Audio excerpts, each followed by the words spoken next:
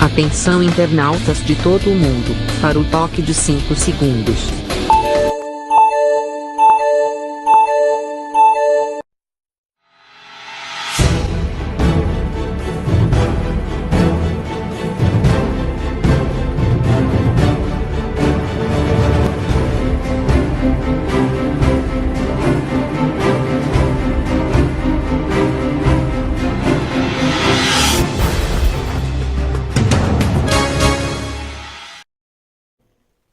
Alô, gente amiga, começando mais um programa Sérgio Cruz aqui pela viamorena.com. No dia seguinte a decisão do governador Reinaldo Azambuja, que prometeu metade do salário dele para obras assistenciais do Estado, trabalho assistencial do Estado. Como é que é aqui a história? O governador Reinaldo Azambuja vai doar novamente metade do seu salário nos próximos 4 anos, que vai governar o Estado. Porém, diferentemente de como foi no seu primeiro mandato, o Tucano vai entregar a quantia diretamente para entidades assistenciais. Muito bom. Se todos os políticos fizessem isso, né, já dava até um fim mais meritório, né, para as gestões. Agora, a par dessa decisão do governador de doar metade do salário dele para a entidades assistenciais, que deveria ser feito também, além naturalmente da verba que os deputados destinam às entidades de assistência social e saúde, criar um programa de assistência de saúde e assistência social para estas entidades com fins filantrópicos e que terminam fazendo o papel do Estado, porque hoje o dinheiro que essas entidades recebem, as chamadas entidades do terceiro setor, é dinheiro dessa verba dos deputados e algumas premiadas pelo governo do Estado, no caso do Hospital do Câncer, etc., né? Poucas entidades que recebem recursos do governo estadual. A maior parte dessas entidades não recebe nada. Durante a campanha eleitoral, visitei várias entidades, entre elas o Asilo dos Velhos São João Bosco, que não recebe dinheiro nenhum do Estado. No tempo do Putinelli, havia uma pequena verba, parece 10 mil reais lá para o Instituto. Estou falando isso aqui do Instituto São João Bosco, porque aí engloba praticamente todas as entidades do chamado terceiro setor. Aí, quando o Reinaldo assumiu, aumentou essa verba de 10 para 70 mil. Aí houve interferência do Ministério Público, aí não terminou não dando nada, nem 10 nem 70. Aí entidades como a AMA, por exemplo, que é a Associação Mato Grossense dos Autistas, pessoal que sofre de autismo, conseguiu montar uma entidade, recebeu um prêmio do prédio do Ministério Público, conseguiu montar uma entidade, aí não tem como tocar a entidade na sua plenitude. Tem lá consultório médico, consultório gabinete dentário, mas reduziu a atividade aquilo que ela pode de recurso, né, que tem essas verbinhas, né, alguma emenda parlamentar, tal, é o que está tocando. E o investimento feito pelas famílias dos internos, das pessoas que buscam assistência através da AMA.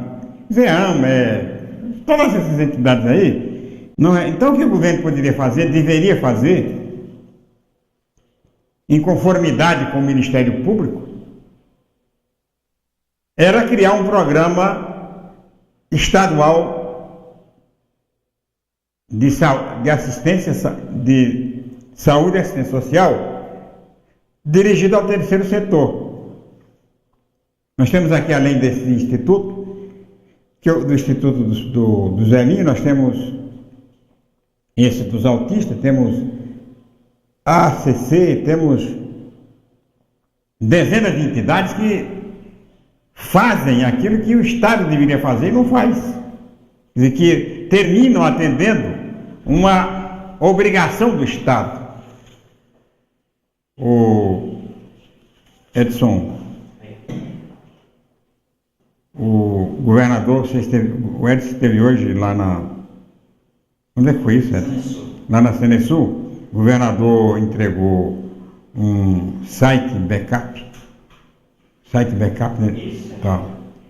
Backup é que copia, né? Isso, Backup. cópia de segurança, Opção. mantém os dados. Entregou 62 novos veículos utilitários, 8 retos, escavadeira, um caminhão e uma empilhadeira. Para quem que ele entregou? Para a Sanesul? Isso. Sanesul. Então tá bom. O Edson esteve lá com a viamorena.com e registrou essa audiência do governador hoje na Sanesul. Primeiro ele fala do backup, depois ele fala da entrega das viaturas e o Edson registrou tudo. Mostra aí, Ian. É que você tem um controle em tempo real por uma central do que acontece desde a captação, reservação e distribuição de água já em vários municípios do estado. Esse backup de controle é justamente o armazenamento de dados, que nós vamos inaugurar uma central aqui, você tem lá na sede um sistema e você faz um backup para ter segurança do operacional e principalmente abrigar e guardar os documentos, os equipamentos e principalmente a história, né, da Sanesul. E a entrega desses equipamentos, nós estamos entregando 62 equipamentos que são veículos, retos escavadeira, caminhões, para substituir aqueles com mais de 140 mil quilômetros. Então você abre mão de um patrimônio já velho, que gera uma despesa de manutenção grande e substitui por equipamentos novos, diminuindo a manutenção do dia a dia desses equipamentos. Então é uma modernização. Se você olhar, nós já entregamos mais de 12 milhões em equipamentos nesses 4 anos. E agora esses sistemas operacionais é para dar segurança, agilidade e um controle maior desde a captação até a distribuição de água, que vai abranger futuramente os 68 municípios sobre a concessão da Sanesul. Como que vai funcionar a operação, tanto do núcleo quanto do site de backup? É a mesma empresa? O que ela vai fornecer? É a própria estrutura da Sanesul. É a Sanesul que contratou o serviço e foi entregue o serviço, e o operacional é feito por pessoas da própria Sanesul. Então elas cuidam desse operacional e o armazenamento de dados é um sistema, né? Você comprou ali os equipamentos que armazenam esses dados com a confiabilidade e segurança, tem um link da central até aqui por fibra ótica própria nossa, e aí a gente faz o backup aqui nessa sala que vai ser inaugurada também, tendo toda a segurança e o controle de armazenamento desses dados. Se entrar algum hacker, ele automaticamente desliga e transfere para o outro sistema, que é para você não ter possibilidade de um hacker entrar e muitas vezes fraudar o sistema de dados operacionais e de documentos, confidencialidade da própria Sanesul. Então, quem faz isso são os próprios funcionários da Sanesul. No caso da central, vem para otimizar o trabalho, porque eu acredito que já vai dar para ver ali se tiver algum problema. Hoje, por aqui, você acompanha Dourados, Corumbá, Ponta Porã, Três Lagoas, Maracaju, Distrito e outros municípios. Então você olha desde a bomba que faz a captação no poço até se a água está chegando pela tubulação nas residências onde você entrega. Então você faz um operacional por telemetria do fluxo.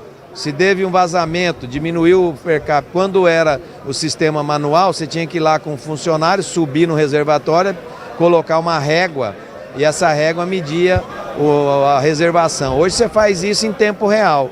Quando abaixa a vazão, ele tem um controle, quando aumenta a vazão, tem um controle. Mas principalmente quando tem um problema, deu um queima de uma bomba, acusa aqui no sistema e imediatamente você tem como mandar a equipe do operacional para fazer a substituição. Então é um controle em tempo real do sistema de distribuição de água. Governador, o senhor chegou no consenso em relação ao seu secretariado, já definiu os nomes que serão, enfim, que deverão compor aí o seu primeiro Nós estamos definindo os nomes e pós o Natal a gente anuncia todos de uma vez só. Então, pós o Natal, nós vamos anunciar quem vai compor essa nova equipe para o trabalho a partir de 1º de janeiro. Então, nós estamos discutindo, conversando com o Geraldo, com o Carlos Coimbra, com o ministro Mandetta, né, porque tem que ter uma sintonia. Hoje nós temos um ministro da Saúde que é do Mato Grosso do Sul, que conhece a realidade. Então, a todas as áreas a gente tem conversado. Muitos dos colaboradores vão continuar, até porque foi aprovado o governo e eles fazem parte do governo. Então vão continuar.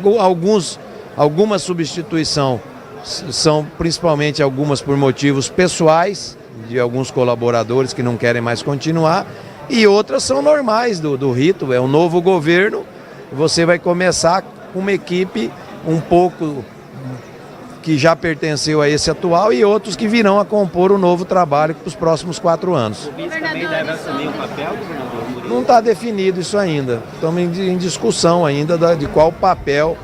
Ele já tem a prerrogativa de vice, mas muitas vezes pode até vir a ocupar uma missão administrativa, que seria muitas vezes gestionar alguma secretaria. Nós estamos discutindo, mas não tem definição sobre isso. Não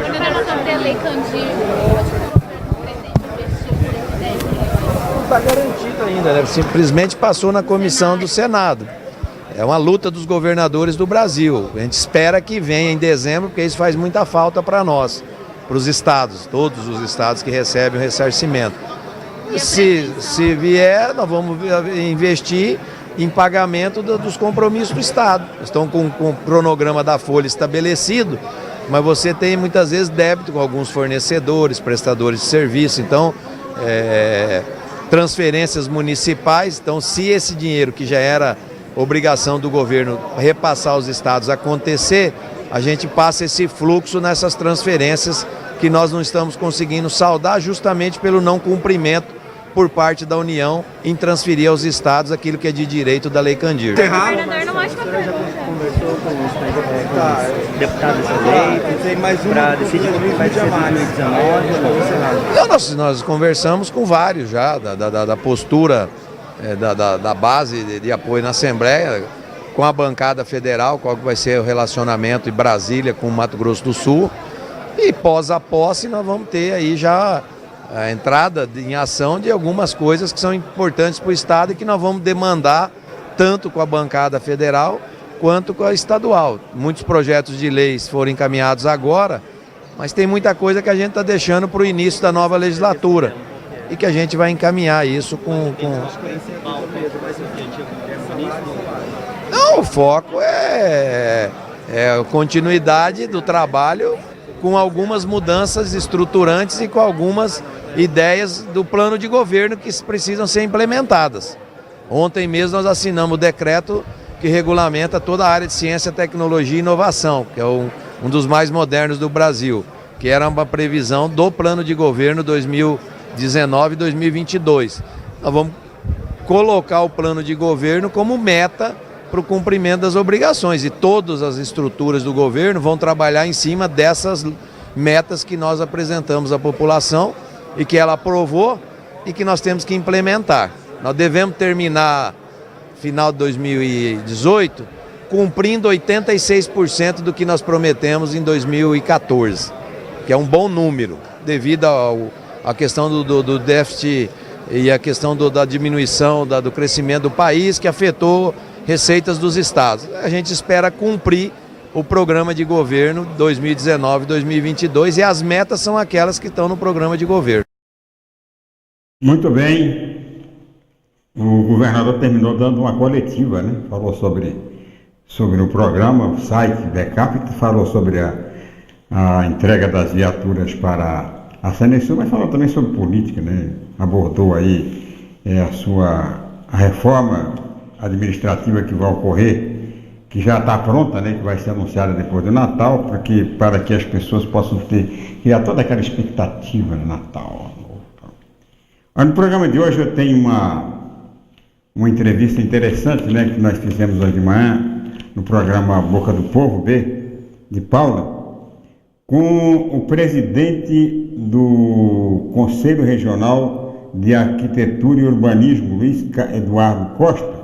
Ele vai falar sobre o plano diretor, vai falar sobre o crescimento de Campo Grande, várias coisas, né? Além de presidente do Conselho de Arquitetura, ele é também alto funcionário da Secretaria da SEMADUR, Secretaria de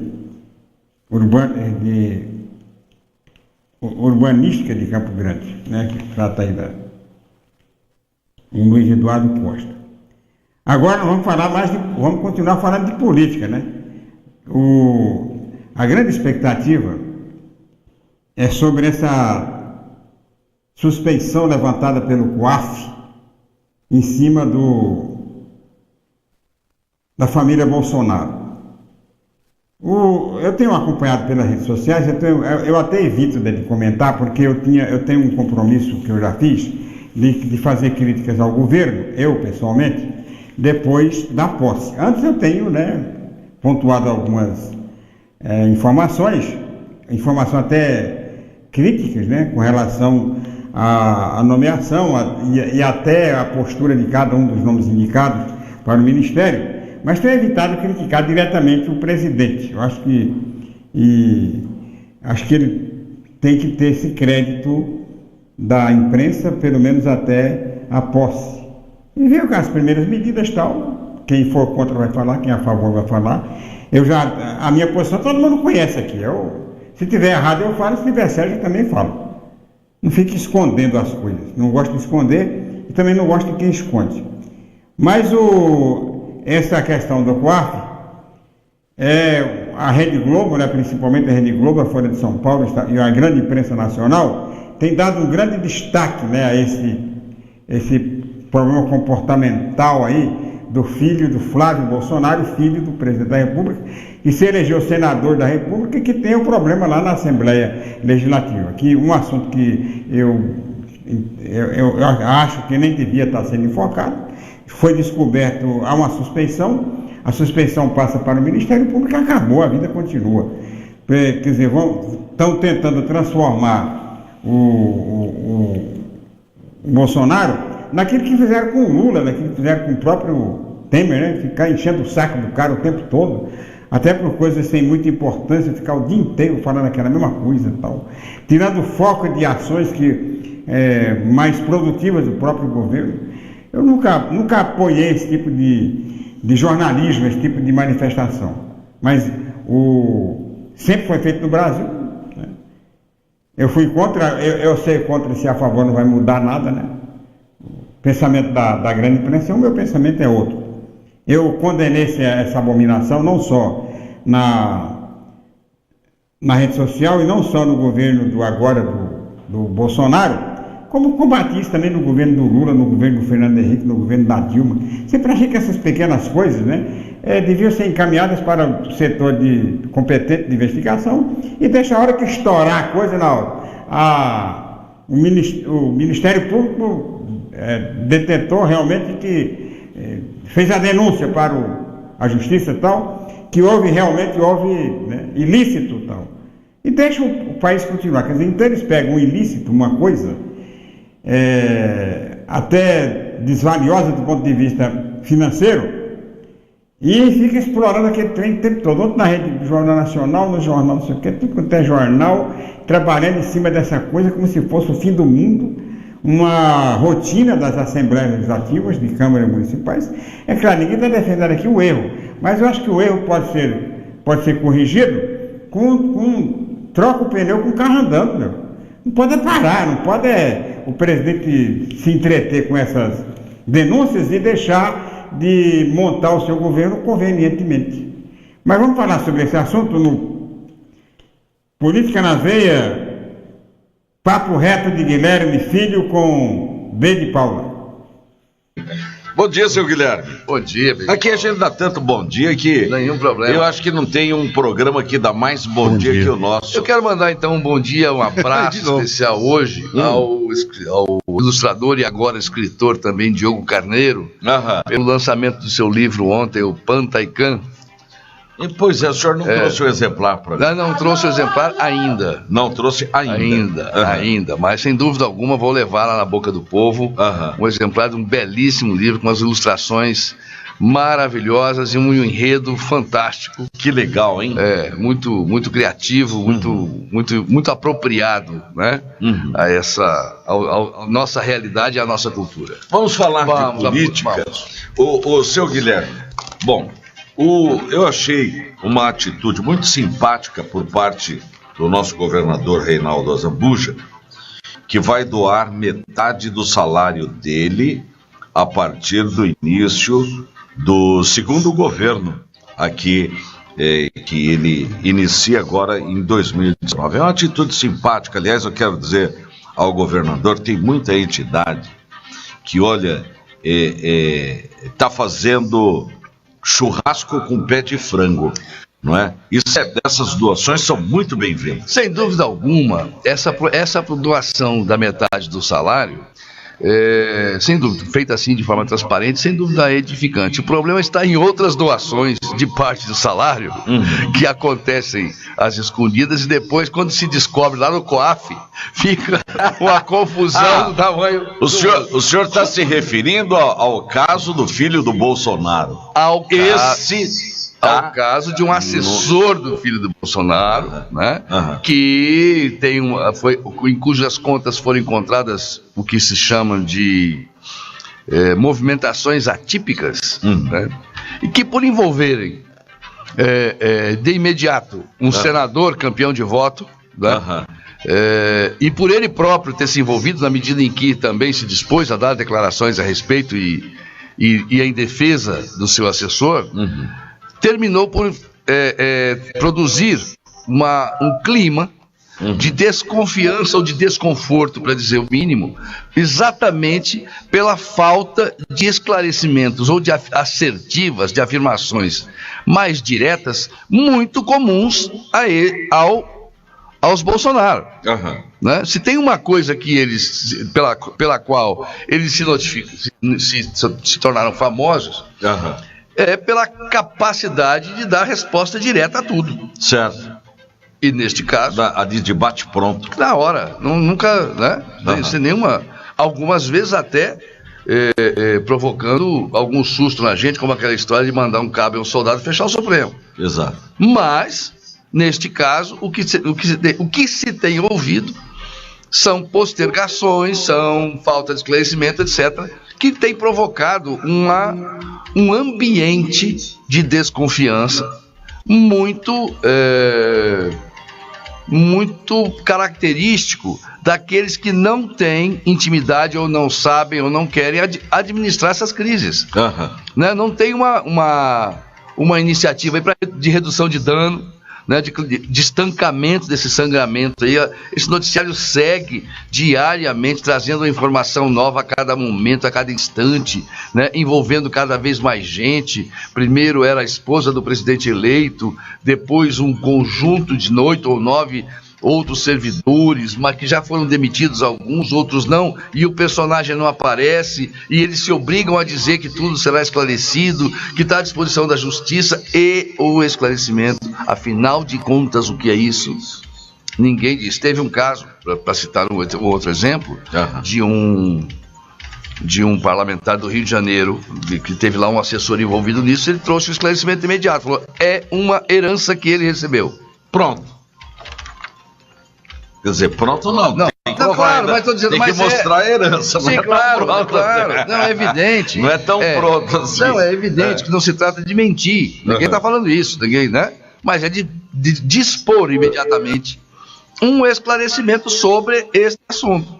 E essa talvez seja a principal dificuldade hoje, porque passe o presidente eleito. Isso está respingando nele, está obrigando o Bolsonaro a entrar nesse assunto, que em princípio não o envolve diretamente, em princípio, né? Mas claro que por envolver o filho, por envolver assessores do filho e agora também a esposa dele, ele se viu na obrigação de falar sobre isso. E aí ele falou no mesmo tom, falou também sem esclarecer, falou também que tudo vai ser esclarecido, que não tem nada errado, e no mesmo tom que tia Laura, se estivesse ouvindo, talvez dissesse que era um pouco de Cerca Lourenço. São 7h37. Seu Guilherme. Sim. Essa batata quente do aumento dos vereadores, que também aumenta os salários dos secretários e do prefeito, que hoje está dizendo na imprensa que aumento com ele é 4% e está acabado, que é a reposição da inflação. Isso está comendo por uma perna o pessoal da vereança. Mas eu fiquei sabendo que quem mandou isso para a Câmara foi gente de lá de dentro da prefeitura. Provavelmente os técnicos tenham produzido estudo, né? Algum estudo que apontou um número mais alentado, mais gordo que 4%, e a turma pegou e levou isso lá para dentro.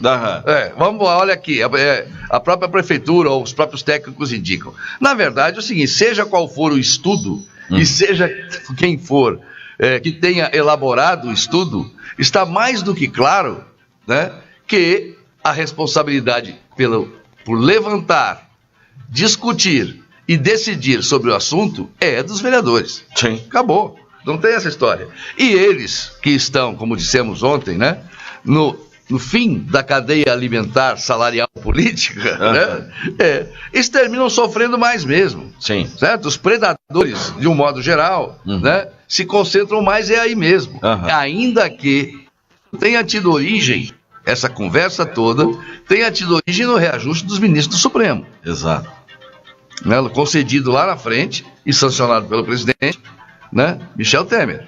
O senhor que é bastante experiente, eu quero explorá-lo um pouco mais. À vontade. Como que se faria a redução de danos? Porque isso está causando uma erosão no prestígio da vereança. E aí? O assunto não deveria nunca ter sido conduzido de forma tão polêmica e tão aberta a discussão, embora ela deva ser transparente, deva sempre ser transparente. O que faltou aos vereadores foi uma discussão prévia mais madura sobre esse assunto. Esse assunto foi colocado na mesa sem que todos tivessem se posicionado, sem que todos tivessem conhecimento prévio e oportunizou alguns posicionamentos eleitoreiros, por exemplo, não exatamente firmes ou coerentes. E o que é natural no parlamento. O Sérgio Cruz está aqui de testemunha, você já viveu nos parlamentos e sabe que ali não existe unanimidade, ali não existe similitude, não existe igualdade, né? É o terreno dos diferentes. Mas se essa discussão tivesse sido melhor conduzida, se tivesse mais amadurecida, não houvesse precipitação, a Câmara já teria tomado uma decisão a respeito. E esse assunto já estaria caminhando para o encerramento, fosse qual fosse. Prolongar essa discussão, sem que exista um posicionamento rápido, objetivo, sincero e transparente, faz com que esse assunto receba inúmeras contribuições, e nem todas elas muito sinceras, para o seu desfecho. Obrigado, senhor Guilherme. Semana que vem, estamos de volta para tratar desse assunto, para tratar também de outros, que no fundo, dizem respeito à vida do nosso ouvinte, do nosso assinante do Via Morena, do ouvinte da difusora. Muito obrigado, Guilherme Filho. Pois é, aí foi o Guilherme Filho com o B de Paulo, papo reto aí no Política na Veia, um quadro aqui do programa Boca do Povo, que a gente repete porque é muito informativo, muito inteligente, né? Os comentários feitos pelo Guilherme Filho, as provocações feitas pelo B de Paula, e que termina informando, passando informação que todo mundo precisa saber, sem partidarizar, o que é importante. Agora, com relação a esse negócio dos vereadores, eu já falei isso aqui, vou repetir. Está na hora dos políticos brasileiros, deputados, senadores, deputados estaduais, vereadores, os parlamentares, de modo geral, criar um método mais simplificado, mais transparente para os reajustes salariais. Acabar com essa história de fazer um reajuste uma vez de 4 em 4 anos. De repente, para o próprio deputado, para o próprio senador, para o próprio vereador, deputado estadual, é muito mais vantajoso, né, o critério do reajuste pela inflação, reajuste pelo salário mínimo, do que esse reajuste de 4 em 4 anos. Não sei se vai ser economia daqui. E esse aí, psicologicamente, politicamente incorreto. Porque vai sempre despertar a ansiedade, a revolta da população. Se você fizer um reajuste nos termos do que é feito hoje o salário mínimo, ninguém vai, não está bem. O reajuste do deputado foi, do trabalhador, foi 5%, 4%. Mas o reajuste do deputado, do senador, também vai ser 4% este ano. Assim que devia ser, que deve ser, e que pode ser, algum deputado federal pode botar a mão na caneta, né, fazer as contas, vamos fazer assim, porque evita, né, essa provocação, essa revolta, essas manifestações, né, diretas, essas manifestações, que não são novas, que já vêm desde a legislatura passada. A entrevista do dia com o Luiz Carlos Costa, presidente do Conselho Regional de Arquitetura e Urbanismo, depois do tempo em Brasília e em Mato Grosso do Sul.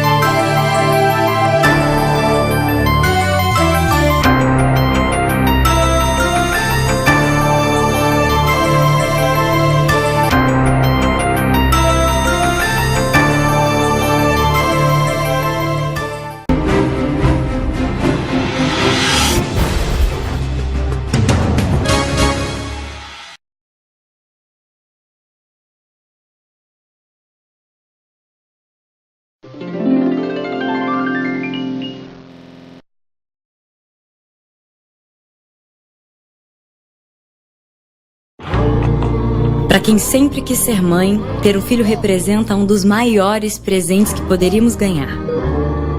Doar leite materno é um ato voluntário. Muitas crianças prematuras, de baixo peso, internadas e que não podem ser alimentadas diretamente no seio da mãe, esperam por isso para se desenvolverem de forma saudável. Sua doação pode ajudar a mudar a vida desses bebês. Se você pode, faça a sua doação. Procure um banco de leite humano. Qualquer quantidade é importante.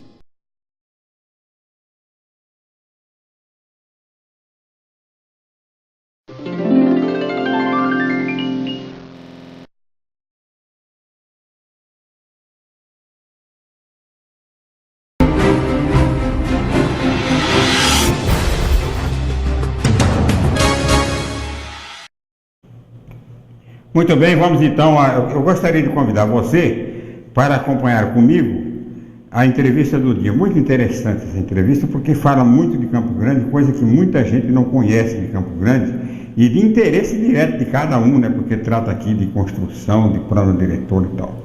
O entrevistado é o presidente do Conselho Regional de Arquitetura e Urbanismo de Mato Grosso do Sul, Luiz Eduardo Costa. Com a palavra B de Paula Filho. Nós vamos falar de um camarada que o mundo inteiro, se você for na Lua encontrar um lunático lá em cima, perguntar para ele qual é o maior arquiteto do mundo, não do universo, né? E ele vai responder que é Oscar Niemeyer. Eu estou recebendo aqui, e até brinquei com ele antes, falei, puxa vida, como é? Você não dorme? Tá que nem eu, a gente não dorme, final de ano a gente fica correndo, né?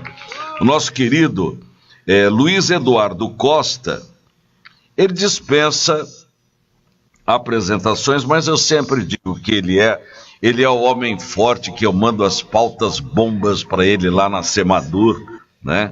Ele que comanda a Semadur.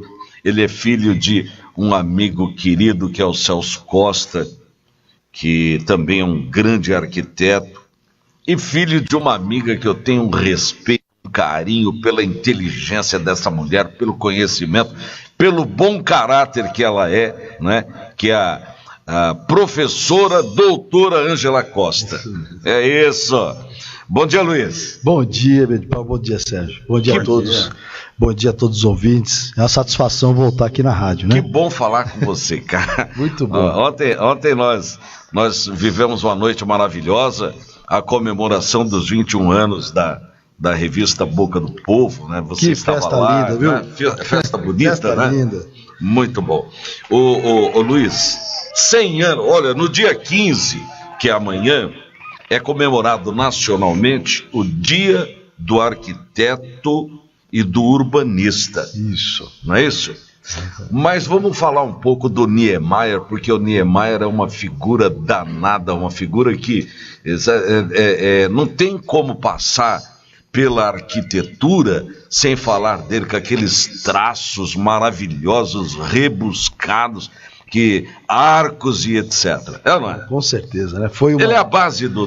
Ele é o ponto alto da arquitetura brasileira, né, no mundo. Foi quando a gente começou a realmente ser percebido pelo resto de todo mundo. Na arquitetura moderna, na arquitetura modernista. Num período, você imagina fazer tudo aquilo que foi feito na década de 50, 60, 70, né? Quer dizer, uma condição de concepções diferentes, de criar espaço de forma diferente, criativo, né? E desafiando, inclusive, a engenharia, quer dizer, desafiando a tecnologia da engenharia para poder atingir aquilo que atingiu de grandes vãos livres, tudo com concreto, né? Uma coisa muito diferenciada, né? Agora, o Niemeyer era uma figura, assim, fantástica. Fumava, não abria mão daquela cigarrilha dele. Até 100 e tantos anos fumando. Viveu 108 anos. E ele sempre falava que a vida era um sopro, né? Então você imagina o sopro dele com uma bufada, né? Não foi um sopro. Dizem até que ele e o Roberto Marinho dispensavam criar tartaruga, porque morria muito rápido esse bichinho, durava só 100 anos. 50 anos. Fala, seu Sérgio, o senhor também que entende tanto de arquitetura, tem duas filhas formadas em arquitetura, o senhor deve ter muita coisa para falar sobre isso com esse expert que é o Luiz Eduardo Costa. Pois é, o arquitetura e urbanismo. Por que o arquiteto não se dá muito bem com a árvore? Com quem? Com árvore. Com árvore? Na verdade, a gente se dá muito bem. Nós temos uma disciplina importante que é de paisagismo, né? E essa disciplina, ela justamente é a criação dessa paisagem, né? Utilizando... Né, o urbanista, sim. Agora o arquiteto... o Niemeyer talvez que não se dava muito bem com árvore, porque ele baixava tudo pro chão. O Niemeyer realmente, você tem razão. Ele era aquela esplanada de concreto e o prédio. Né? Ele não era muito chegado em árvore. Né? Não era muito chegado em árvore. Olha, eu fico impressionado porque o arquiteto, ele aprende a desenhar como ninguém. E desenho, dizem, não, desenho é dom. É dom ou é prática? É prática. É igual vocês para aprender a escrever. Né? Então tem gente que consegue uma letra mais bonita que a outra, né? E pratica até chegar num ponto. O desenho também, o desenho livre, né? Que é o desenho de observação, o desenho. Isso você vai praticando, porque nós paramos lá na pré-escola. É a última vez que você faz desenhozinho. E depois você vai para geografia, matemática. Ninguém mais volta para essa atividade criativa de desenhar, né? Então é um exercício, como qualquer outro, né? De leitura e tal. Mas o que é muito interessante aqui é dizer, primeiro, eu quero dar um abraço aqui a todos os nossos arquitetos que estão aí nos escutando, por esse Mato Grosso do Sul afora. Já trago aqui um abraço da Roselane, arquiteta, da Magá, também mandando um abraço. O Paulo Amaral em Coxim, Melina Bloss. Nós temos vários arquitetos aqui já nos acompanhando. Né? Olha que o pessoal, legal. Aqui, Neila, pessoal lá do Conselho. Né? Que você sabe, eu sou o atual presidente do Conselho de Arquitetura e Urbanismo. Né? É um conselho novo, né? Um conselho que tem aí, está indo para o seu 7º ano de existência. Ele foi criado no último dia de governo do governo Lula. O último dia 30 de dezembro. Né? Nós conseguimos Foi uma luta de mais de 35 anos para sair do antigo conselho, que era o CONF-CREA, né? Então conseguimos ter o nosso próprio conselho. E a partir desse... e que é justo, né? Porque ficava tudo num bolo só, num balaio só. Só, e não é como diz o grilo, parecia uma fiada de caranguejo, né? E a partir dali, eu acho que a gente teve uma liberdade de posicionamento perante o país, né? De uma série de questões que a gente precisa colocar na ordem do dia de discussão. Uma delas é o projeto, é o planejamento de forma mais responsável no país, né? Nós pagamos um preço muito alto, porque a gente não consegue projetar de forma correta. Né? Então, um projeto executivo, um projeto que vai para ser executado de fato, é muito diferente daquilo que está como projeto básico na lei de licitação 8666. Então, geralmente se contrata um projeto muito falho, e ali é o problema maior, né? Então aquilo ali vem vários aditivos em cima, aquilo não para de dinheiro, né? Nós passamos um absurdo de sufoco, foi agora com aquele regime de contratação direta, que foi feito todos os estádios da Copa. Certo. Então, estádio que ficou bilhão. Né? Então era uma farra, porque se baseou na falha projetual para se fazer aqueles... Quer dizer, o concerto fica melhor, fica pior que o... Exatamente, que o soneto. Exatamente. E nós precisamos, né, ter essa consciência, o país precisa entender a necessidade de se projetar, planejar, a questão urbana, né, o projeto da cidade, para onde que vai a cidade. Porque a profissão do arquiteto, ele é arquiteto e urbanista. Não existe profissão de urbanista, por exemplo, no país, né? Ainda não. Mas é exatamente ainda, que tudo é possível. Então, arquiteto e urbanista, porque você não dissocia aquilo que você projeta do resto da cidade, né? Nós temos aí um caso a ser consertado, por exemplo, é da habitação, né? Tivemos muitas construções de unidade habitacional, sem pensar naquilo que precisa ter em volta dessa habitação, que é o lazer. Fica uma coisa dura, né? Uma coisa... Exatamente, apenas só você ir atrás do déficit, botando casinhas e casinhas, num mar de casinhas, sem nenhuma condição do desenho urbano importante. Não tem uma árvore, não tem... Não tem uma praça, não tem uma escola, né, próxima, não tem uma área de respiro, não tem... Então a gente precisa tomar mais cuidado, não é depósito de gente. Você botar um monte de gente no canto... O engraçado é que nos Estados Unidos constrói uma escola, são 7h56, estou conversando aqui com o arquiteto e urbanista, o Luiz Eduardo Costa. Nós estamos falando sobre arquitetura e urbanismo, que esse assunto interessa para todo mundo, inclusive para nós. Nos Estados Unidos, eles constroem, por exemplo, num bairro, eles constroem a escola, o centro comercial, eles preparam aquela comunidade para se servir de todos aqueles aparelhos de atendimento. Aqui no Brasil não acontece isso, por quê? É com qualidade, né? Também porque se antecipa, né? Faz aquilo primeiro ser estruturado para depois você começar a colocar todas as pessoas. Aqui o que é? Junta um monte de gente num canto, daí vem a demanda depois. Certo. Cadê a linha de ônibus? Cadê a escola? Cadê a creche? Então eu vejo que a gente tem... E é engraçado, porque quando a gente fala de arquitetura e urbanismo, as pessoas pensam que é algo elitizado demais. Ele não é. Ele é necessário. Né? Então qualidade de vida vem de um lugar que você pode ser mais bem projetado, bem organizado. Né? Gasta menos. Né? Gasta com consciência. Pois não, Sérgio. Luiz, você é presidente do Conselho Regional de Arquitetura e Urbanismo. A gente teve a aprovação recente, e ainda está na prefeitura para a sanção do prefeito, não sei se, me parece que já vetou alguns artigos, do plano diretor de Campo Grande. Qual foi o envolvimento e qual é a opinião do Conselho relativa ao plano que vai entrar em vigor? Perfeito. Plano Diretor de Desenvolvimento Urbano e Ambiental, PDDUA, que eles fizeram agora, né?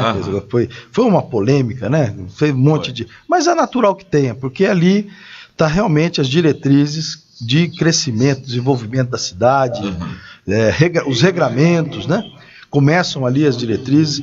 O Conselho de Arquitetura e Urbanismo participou e participa do CMDU, né? Que é um Conselho Municipal de Meio Ambiente Conselho Municipal de Urbanismo, né? E ativamente discutindo junto aos arquitetos. Contribuímos da nossa forma, né? E se dizer assim, tá bom o plano, tá ruim o plano, o plano ele nunca vai ser o ideal, né? O plano ele é uma série de contribuições, né, e de vertentes que nós temos que aceitar, né? Então, realmente, o plano ele tem um ponto muito importante, que é a gente crescer a cidade de Campo Grande com uma densidade, né, melhor, porque a cidade fica mais barata, mais concentrada. Colocar mais gente onde a estrutura já está à disposição. Certo. Né? Então, isso passa desse artifício, né, do plano diretor, consegue uma métrica para isso poder acontecer. As questões ambientais mais bem definidas, né? Nós temos uma cidade com 33 córregos, né? Quer dizer, você imagina essa... Cercada de água. Cercada de água. Campo Grande, cercada de água, japonês e turco por os lados. e que bom que ele trouxe a comida deles, né? Que é boa, hein? Boa, a comida deles é boa. Então, o que eu acredito é que a sociedade precisa se interessar bem por esse tema, porque vai reger a vida deles, né? Seja o empresário que vai fazer a sua lojinha, né, abrir uma padaria, fazer um comércio, aquele que realmente vai poder fazer um empreendimento, né? Mas e naqueles bairros onde não tem, os bairros foram criados sem qualquer um desses aparelhos, e agora, porque os nossos bairros estão criando vida própria, e é uma coisa que se fala muito pouco nos planejamentos. Perfeito, e foi atentado nesse, né? Porque a descentralização é algo natural dentro da cidade. Você imagina a mobilidade nossa da cidade, né? Como já está ficando complicada, né? Você para sair de um lado e para o outro, né? Então o que acontece com isso? Da centralização vão criando outros polos centrais, né? Onde ali o comércio vai estar bem estruturado, principalmente aqueles de primeira necessidade. Então você tem padaria, tem açougue, tem farmácia, tem uma série de serviços também à disposição, muito próximos. E essa descentralização não quer dizer que vai deixar o centro da cidade, né, o centro da cidade de forma abandonada. Isso não. Lá o centro da cidade ele precisa ser habitado, na verdade. Então o centro da cidade de Campo Grande está passando por uma grande reformulação, que eu acho importante, com o esforço de levar também a habitação popular e a habitação para baixa renda dentro também do centro, porque tem que ser acessível, e as pessoas têm que habitar, porque o centro da cidade some, as pessoas ficam aquele vazio, né? E nesse vazio fica toda a marginalidade, né?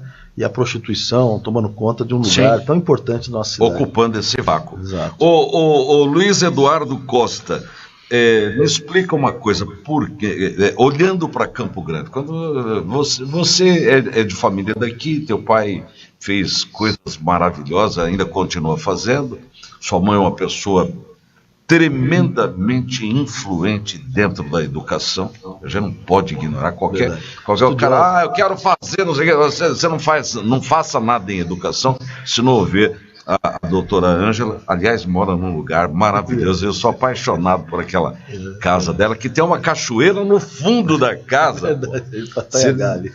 Se você deitar numa rede ali e ficar ouvindo aquela cachoeira, não sai mais. Pode acabar o mundo lá fora. Ô, Luiz, você olhando para Campo Grande, o que falta aqui?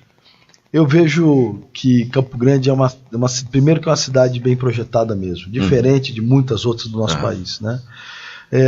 Eu percebo que a primeira coisa que as pessoas precisam ter é mais respeito pela cidade, né? Acho que são atitudes, né? Deixa eu só tocar um pouquinho nesse assunto. Outro dia eu estava dizendo aqui, ó, a difusora tem que fazer uma campanha para o próprio campograndense olhar diferente a nossa cidade. Uma vez lá em Curitiba, uma criança, eu não sei qual, jogou pela janela um papel de não sei o quê, aí uma pessoa emparelhou com um carro ao lado do meu, olhou para mim e falou: vocês não são daqui, né? A cidade recebe vocês com tanto carinho, por que vocês sujam a nossa cidade? Eu com vergonha parei o meu carro, voltei lá, peguei o que foi jogado para fora do carro. Aqui em Campo Grande não criou-se ainda esse novo olhar para a cidade. Por que isso? Como é que vai fazer isso? Eu vejo que realmente parte da educação, como você acabou de tocar aí, da educação agorinha, mas a gente precisa realmente respeitar mais o espaço onde a gente mora. Um novo olhar. Um novo olhar. Todo mundo, todos nós, campograndenses, pessoas que vieram para cá morar, moramos no mesmo território, no mesmo local. Então, quando você joga um lixo aqui, você prejudica alguém logo à frente. Você deixa um cocô de cachorro, Exatamente. não é? Sai com o teu cachorro para passear, se ele faz cocô, pô, leva um negócio, pega, recolhe. Né? Alguém pode pisar naquilo ali. É tão desagradável, né? Exatamente, né? Dos espaços públicos que às vezes são depredados, né? Que são vandalizados. É tudo feito com muito esforço, né? Eu acho que isso nós precisamos nos policiar, né? E falar bem da nossa capital, que realmente é uma cidade muito bonita, né? É uma cidade que tem uma estrutura e tem uma paisagem bonita. Nós não temos montanha nem praia, mas a gente não precisou. A gente tem um pôr do sol maravilhoso, a gente tem uma cidade tudo que tem harmoniosa. Aqui é muito bonito. Então eu vejo que é ser receptiva, né? Eu sou campograndense, sou nascido ali na Cano Mariano, né? Então minha vida toda foi passar aqui. Bairro Amambaí. Bairro Amambaí. A casa teu pai tinha um escritório maravilhoso lá. Muitos anos. Olha, e você tá dando ibope aqui, tá falando com a gente aqui o Reinaldo Neves Fernandes, o Marcos Maciel, o César Ferreira, o José Alves, o Zezinho. Bom dia, B. Eu, José Alves, irmão da Alice Xavier, estou assistindo vocês ao vivo pela viamorena.com. Muito bom assistir vocês. Orivaldo Nenê, o Abadio Narciso, o César Ferreira, o Cissão do ProSol voltou aqui também. É muito legal isso, né, seu Sérgio? Pessoal, ouve e vê a gente. Tem gente aqui ligada aqui, o Rodrigo. Estão dizendo aqui que o áudio do Sérgio está baixo. O Rodrigo Mauro, o Zé Mendes Fontoura lá de Pedro Gomes e a Euclair Benites de Moura Iga assistindo o programa pela viamorena.com. Legal. Bom, o Luiz Eduardo Costa, por que essas árvores de Campo Grande não aguentam uma chuvinha, um ventinho, elas caem? Porque qual é o tipo de árvore ideal para se plantar na frente de uma casa? Perfeito. Para você que vai plantar uma árvore, vocês podem acessar até o site da Semadur e ali tem um manual de arborização. Coloca lá no tio Google lá, né? Manual de arborização Campo Grande. Por região, você vai ter o tipo de árvore que deve ser plantada. Né? Não é? Por região, porque cada região, cada bacia tem ali uma condição de melhora de uma espécie de árvore. Isso, para você ter ideia, isso foi minuciosamente estudado. Mas as pessoas às vezes não têm acesso talvez às informações, né? Não, eu quero plantar aqui um ficus. Ele acha bonito. Acha bonito. Daí, depois de 20 anos, aquilo está Quando mastodonte. Aquilo está bonito, que ele deveria desfrutar, né? É verdade. Quebrando calçada. E a gente gosta muito da sombra, mas a gente não gosta de dar manutenção na árvore. A mangueira é a melhor sombra que existe, Luiz? É porque cai a manga, né? E você não vê um bugre que não gosta de uma manga daquela. Que ali é só ficar esperando e lanchar. Tu come um lanche. A gente nota, Luiz, né, nessa questão da urbanização, na questão da arborização, que há uma preferência muito grande, até mesmo do poder público, com a arborização exótica, né? Desprezando um pouco a arborização, a essência natural. Exato. Por que isso? Na verdade, a gente não pode plantar nada que seja exótico. Até o PDDUA, o PEDAL, que é o Plano Diretor de Arborização Urbana, foi feito em 2011, foi por lá pro Nelsinho. Nós precisamos retomar isso aí, fazer o inventário arbóreo da cidade. A gente precisa entender o tamanho do que nós temos problema, quais são os problemas. As árvores exóticas não são permitidas hoje a ser plantadas. Ele precisa plantar uma árvore. Então isso já tem sido feito já. O que é a árvore exótica? É aquela que não é do cerrado. Nós estamos no bioma do cerrado. Então o cara traz um troço lá da Europa. Aí planta aqui. Nós tivemos a leucena. Dá um fruto que o cara nem sabe o nome e ninguém nem... Você tem ideia, trouxeram a leucena, acho que na década de 70, alguma coisa assim, para poder botar para gado. Essa leucena, ela é extremamente agressiva, ela é exótica, ela está em todos os córregos da cidade. Nós estamos fazendo um trabalho imenso para poder fazer o controle da leucena. Se você corta uma leucena, ela despeja uma quantidade de semente fantástica, que vai para a água, que vai embora com eles estão... Vai invadindo. Vai invadindo, é uma espécie invasora. Hoje nós temos um trabalhão para isso aí, sabe? Você vê que ela é uma árvorezinha, todo mundo acha que é bonitinho, mas aquilo ali está espalhando e matando as outras. Que é onde ela entra. Então, nós temos uma necessidade de pensar a cidade, a arborização da cidade com eixos verdes. Quantos habitantes novos nós temos aí só de animais? Né? Araras, periquito, né? Capivara, macaco, tem uma quantidade de... E isso precisa ter uma possibilidade de habitabilidade, né? Importante. Isso faz parte também da arquitetura, viu? Quer dizer, o planejamento disso. Os parques, né? Olha, a arquitetura, o urbanismo, isso se envolve em tudo. Por exemplo, eu estava vendo, os Estados Unidos hoje, no Everglades, o maior problema deles é a piton reticulada que trouxeram lá da África, soltaram ali, e ela está comendo, ela come crocodilo, jacaré, gente, não é verdade? Não, come gente, ela é enorme.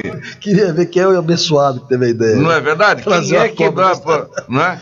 Eu quando olho esses negócios, eu fico até com medo, porque Fernando de Noronha não tem cobra.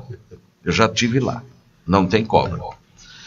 Por não ter cobra, é gostoso você andar em Fernando de Noronha, porque você pode enfiar o pé no mato que nenhuma cobra vai te picar. Não é verdade? É verdade. Não tem esse problema de cobra. Eu tenho até medo de que um dia um indivíduo lá leve uma cobra por lá e não é verdade? Acabou, daí habita aquilo tudo, né? Então. Exatamente. E a relação de animais que vivem dentro da cidade junto com todos nós, ele tem que ser um cuidado sanitário também sobre isso, né? De saúde, né? Que eles podem também levar a transmitir doenças, então tem que ter um controle importante dentro da cidade. Olha, eu tenho tanta coisa para falar com você, um programa é pouco, mas eu quero que você venha, e eu quero agradecer o seu empenho, porque nós saímos de lá ontem, era 1h da manhã. Já era verdade? Boa, né? Ouvindo e ainda mais ouvindo as vozes mais afinadas que nós temos no Brasil, não é? Que ontem eles cantaram lá para nós o Santiago... eu perdi a... Marco Aurélio? Marco Aurélio não, Ô Jesus amado. É o Santiago... Marco Aurélio. Tá. Paulo Sérgio Santiago, Paulo Sérgio. Muito legal. Eles cantam que é uma beleza. É o Paulo Sérgio, viu, B? Paulo Sérgio e Santiago. Paulo Sérgio. Santiago. Inclusive tem uma voz muito bonita, né? Lembra muito... meio dormindo aqui. Paulo Sérgio que foi dupla com o Marco Aurélio. Por isso que eu citei Marco Aurélio. Sérgio, Santiago. Mas o Paulo Sérgio tem uma voz impressionante. O Santiago também. Tem os dois. São afinadíssimos. Não, eles são... dizem até que aquela dupla sertaneja lá, como é que chama? Christian e Ralph. Sim, estavam ouvindo eles falando, não, mas nós estamos cantando isso daí, e não era. No auge, né? No auge do bar aqui nessa. Vou trazer. Escala eles para vir semana que vem. Pode aqui ser, no auge do Marco Aurélio e Paulo Sérgio, na época, né? Era realmente fantástico. Eu tive a oportunidade de sonorizar com eles. Muito bom. Luiz, muito obrigado pela sua presença, por você ter vindo aqui. É sempre um prazer. Venha, porque esses assuntos, muitas vezes o pessoal, não, mas eu não estou interessado ainda. Não está interessado, é o meio em que você vive. Exatamente. Né? Você sabe que nós preservamos tanto a natureza aqui, que nós temos um lobo-guará que vem nas madrugadas aqui, e nós já gravamos, já botamos na internet, né? O Oswaldo interage com ele, olha que coisa. Eu falei, qualquer dia esse lobo vai te comer, bicho. Eu tô achando que o Globo tá cevando ele. Bom, eu quero agradecer em nome de todos os arquitetos e urbanistas do Estado, se assim eu posso representá-los, eu tenho o cargo representativo disso, né? Pelo espaço e a sensibilidade de abrir um espaço para que a gente fale um pouquinho de arquitetura e chamar a atenção para você ouvinte, onde quer que você olhe agora, tem arquitetura. Da onde você está com o teu radinho aí? Vai lá e olha para o lado, porque você está dentro da cidade. Nós falamos da cidade, falamos da habitação, falamos das indústrias, quer dizer, a arquitetura ela é justamente isso, e nós na o cenário para a vida acontecer, a gente organiza esse cenário para a vida acontecer. Espero que tenham cada vez mais espaço, né, na visão da própria questão da gestão pública, deixar os arquitetos poder projetar mais as cidades. Isso eu falo em todas as cidades do estado. Se você é prefeito, chama um arquiteto para ficar do teu lado aí. Chama, porque a cidade só tem a ganhar, uma visão competente, técnica, né? Que pode sim ajudar muito o desenvolvimento das cidades aí afora do nosso querido Mato Grosso do Sul. Um forte abraço a cada um que nos ouviu até agora, né? E vamos trabalhar, que hoje ainda tem bastante dia, hein? Tem, Parabéns por você representar essa classe que tem umas sacadas maravilhosas. A gente, quando olha, é engraçado isso. O engenheiro se preocupa com a segurança da coisa, né? Não com a beleza. Mas quando você une a engenharia com a arquitetura, com o urbanismo, da cada coisa que você passa, você fica olhando, olha, eu queria estar morando aí dentro, não é verdade? Isso aí, verdade. Queria, você olha na cidade e fala, puta, que cidade linda, né? Cidade bem rebuscada em tudo. Vocês são especiais na nossa vida, aliás, em tudo, não é? Exatamente, até porque você faz um rádio, eu faço o rádio, por exemplo, você faz um caixote, aí vem o arquiteto, né, e torna aquilo lá um objeto de arte. Exato. Muito obrigado. Muito obrigado, prazer enorme em recebê-lo aqui.